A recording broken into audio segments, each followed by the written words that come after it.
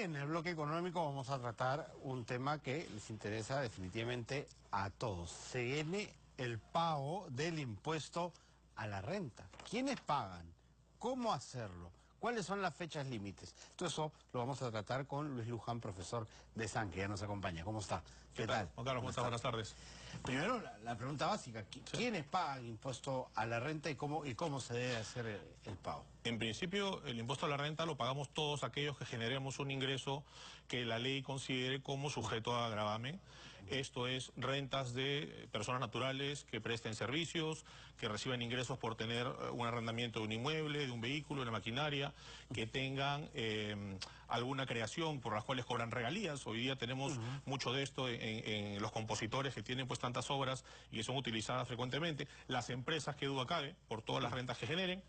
Las personas naturales que presten servicios en relación de dependencia en una planilla y aquellas personas naturales que presten servicios también de forma independiente. Por ejemplo, los que están en quinta categoría, que son trabajadores dependientes que están en una planilla, ¿a ellos se les va descontando mensualmente o a final de año ellos tienen que hacer un aporte?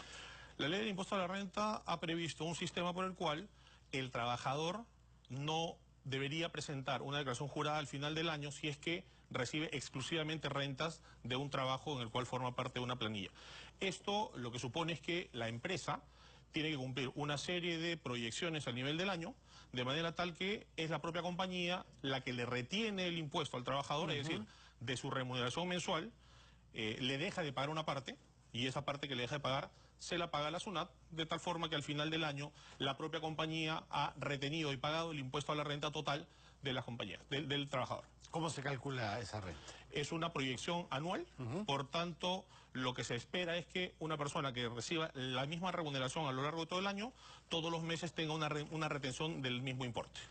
Por ejemplo, si yo soy periodista, trabajo en ATV, estoy en la planilla y ellos me están reteniendo, pero por fuera me encargan algún reportaje, una empresa o un documental sobre alguna actividad y por eso recibo en cuarta categoría, ¿no es cierto? Sí. Con recibo por honorario. Correcto.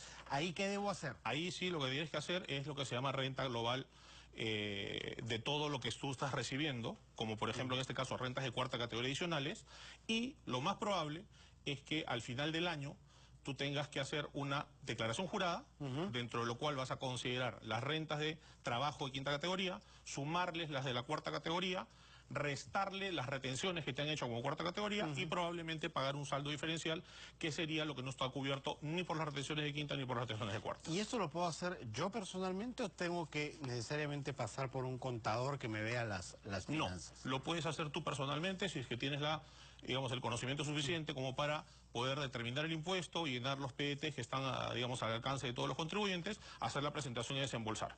No es necesario tener un contador detrás cuando es una persona natural la que va a liquidar el impuesto, ¿no? Si solo emito recibos por honorarios, si solo soy cuarta categoría, ¿cuál es el procedimiento? ¿Hay un 10% de cada monto que yo emito que se debe descontar? En la medida, ¿O eso se debe hacer al final del año? En la medida que tú le prestes servicios en cuarta categoría a personas jurídicas, lo que van a hacer estas personas jurídicas es retener el 10%. Al final del año, tú tendrás que sumar todo lo que has obtenido, quitarle 20%, que es lo que se considera renta neta, restarle 7 UITs, que es lo que se considera la parte de la renta que no paga impuesto, y sobre el diferencial, calcular tu impuesto a la renta de todo el año. Y si lo que te han retenido no cubre, pagar el diferencial también vía una declaración jurada. ¿Cuál es el monto máximo que yo puedo recibir sin pagar impuestos? 7 UITs. 7 UITs. 7 UITs al año, más, lo que recibes adicionalmente, tienes una deducción de 20% adicional. O sea, es menos de 30.000 soles por año. Menos de 30.000 soles, sí. Así es, es correcto. Sí. ¿Tenemos acá algunas gráficas que nos pueden ayudar? Sí. Más que eso, lo que he traído ahora es un tema que yo creo que les interesa mucho a las empresas, sobre todo a las empresas de tipo familiar, es decir, aquellas empresas que tienen un accionista y el propio accionista trabaja para la compañía o eventualmente sus familiares trabajan para la compañía. Claro, ¿no? Microempresa. Microempresa, pequeña empresa y a veces mediana empresa, ¿sí? Este cuadrito lo que trata de establecer es cómo se determina el impuesto a la renta de una compañía. El impuesto a la renta de una compañía parte fundamentalmente del resultado de la contabilidad. cuánto ha sido mi utilidad del año. Mi utilidad es mis ingresos menos mis gastos. Sin embargo, para efectos del impuesto a la renta, yo no me quedo en mis ingresos y mis gastos y mi utilidad. Porque la ley del impuesto a la renta establece que hay determinados ingresos que no pagan impuestos, muy poquitos por cierto, pero determinados gastos que no son admitidos. ¿De acuerdo? Entonces lo que una empresa tiene que hacer al liquidar su impuesto a la renta es establecer si tiene ingresos que no pagan impuesto y por otro lado establecer gastos que no son admitidos. Eso se llama adiciones o deducciones. El resultado matemático de el resultado contable más las adiciones menos las deducciones me dan la renta neta imponible en términos sencillos. Y sobre esa renta imponible aplico el impuesto. Y la tasa del impuesto es 29.7. ¿Cuáles son las deducciones que no son admitidas? O las deducciones que no pagan los gastos que no pagan que no son admitidos. Tenemos varios de ellos. ¿De acuerdo? El ejemplo claro y que todo el mundo lo maneja es todo aquel gasto que no tiene factura, por ejemplo. ¿Sí? Tú puedes necesitar incurrir en un gasto por el cual no te van a emitir un comprobante de pago aceptado, sin embargo, lo incurres porque la necesidad de tu negocio así lo exige. Claro, no hay un comprobante de que se hizo piña. Ya no, correcto. No figura. Pero uno de estos gastos, y por eso íbamos a los gastos de empresas familiares, corresponde a las remuneraciones que perciben los familiares de los accionistas e incluso los accionistas. Y esto se llama valor de mercado de las remuneraciones. ¿Sí? El asunto acá es establecer hasta qué monto la ley del impuesto a la renta permite tomar como gasto cuando estamos hablando de lo que una empresa le paga al socio como trabajador o a los familiares de ese socio que está trabajando, está en la planilla de la compañía. ¿Sí? La ley ha tenido una norma que limita este monto a pagar. La ley del impuesto a la renta no me dice cuánto pagar. Lo que me dice es qué pasa si me excedo de un tope. Porque yo a un trabajador le puedo pagar lo que yo considere justo y necesario, lo que yo quiera. No existe límite para eso.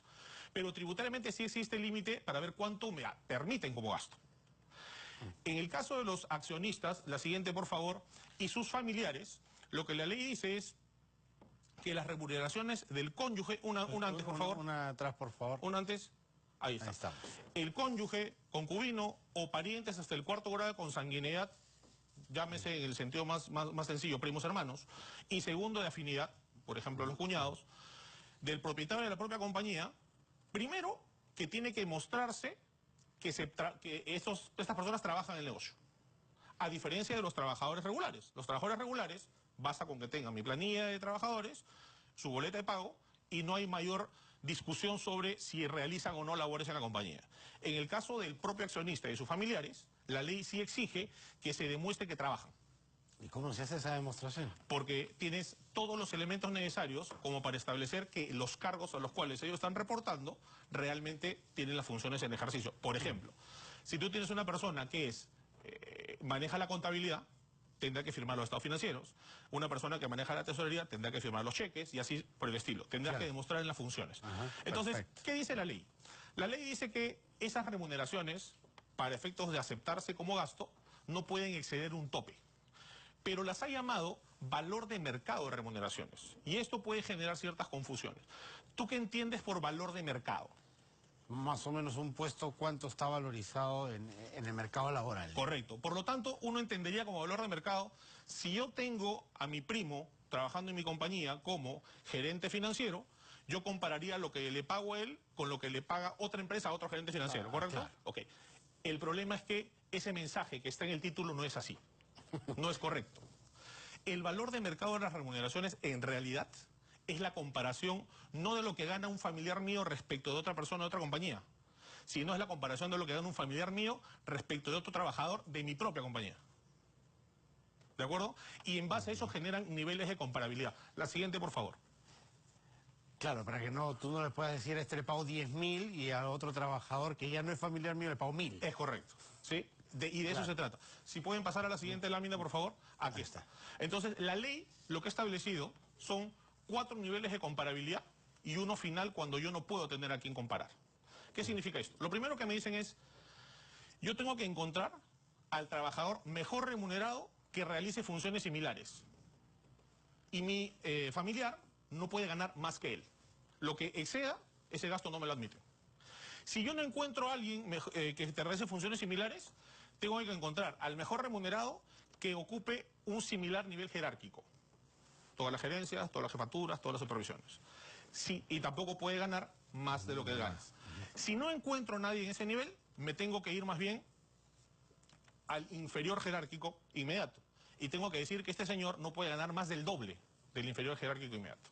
Si no tengo ese comparable, me voy a mirar hacia arriba. Es decir, no puede ganar más que el que gana la menor remuneración en el nivel jerárquico superior.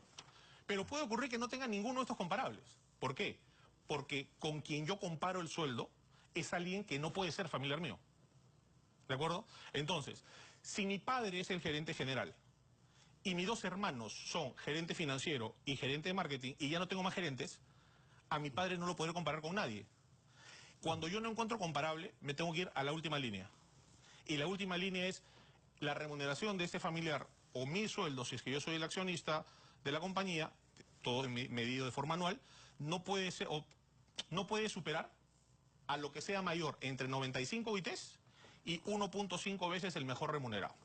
En otras palabras, tendré que buscar la compañía y buscar el que gana más y multiplicarlo por 1.5 y compararlo con 95 UITs y tomo el mayor.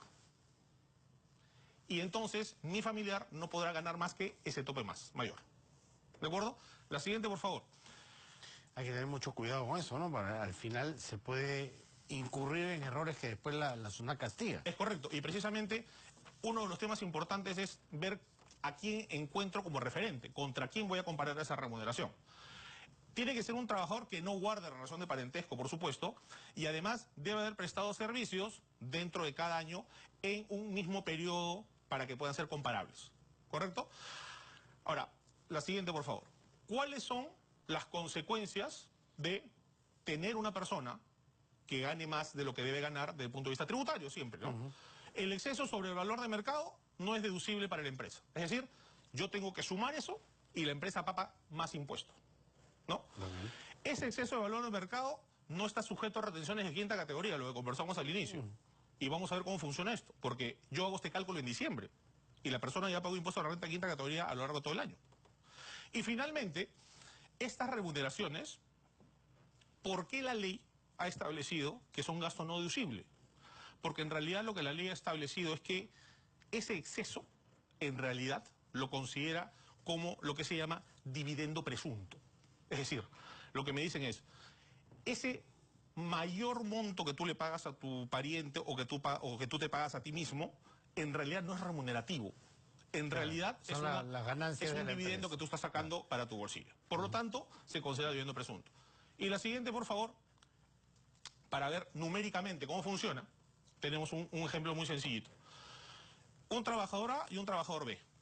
El trabajador A es el padre de un accionista y el trabajador B es el padre del otro accionista. El señor A es gerente general y el señor B es jefe de ventas. Yo tengo que buscar en todo el organigrama de la compañía y buscar esos 4 elementos comparables en todo el organigrama. Y de acuerdo con este ejemplo, hemos encontrado lo siguiente. Existe un contador general que va a ser el comparable del gerente general. Y va a haber un señor Y, que es supervisor de ventas, que va a ser el comparable del jefe de ventas.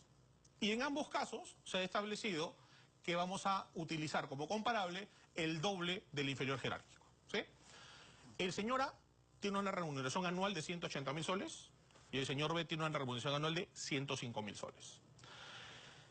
El comparable del señor A gana 64.000 soles al año y el comparable del señor B gana 32.000 soles al año. ¿Cómo funciona el impuesto acá? Como estamos hablando del doble de esa remuneración, yo multiplico por 2 lo que ganan estos señores.